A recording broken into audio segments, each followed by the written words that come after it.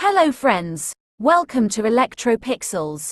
If you like our channel, please don't forget to like, share, subscribe and press the bell icon for getting further notification. Welcome back to another video from Electropixels. Today, we have a 32-inch Armstrong assembled LED TV on our repair bench with a no power complaint. After opening the back cover for inspection, we discovered that the power supply section had suffered severe damage due to a lightning surge.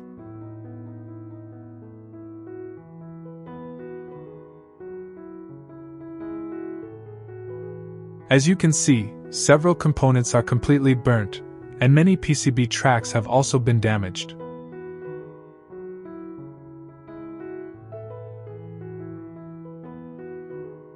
In a case like this, repairing the existing motherboard would be extremely difficult, time-consuming, and not cost-effective.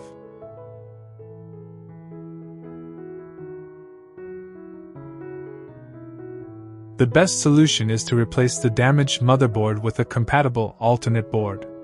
Fortunately, we have another motherboard with the same model number, although it comes from a different brand.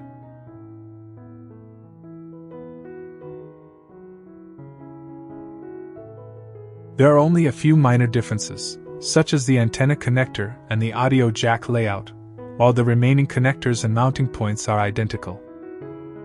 Since the hardware is compatible, we can successfully use this second-hand motherboard to bring the TV back to life.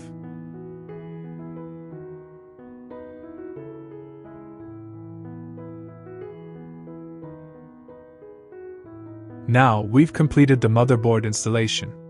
Everything has been connected properly, so it's time for the moment of truth. Let's switch on the TV and check the result.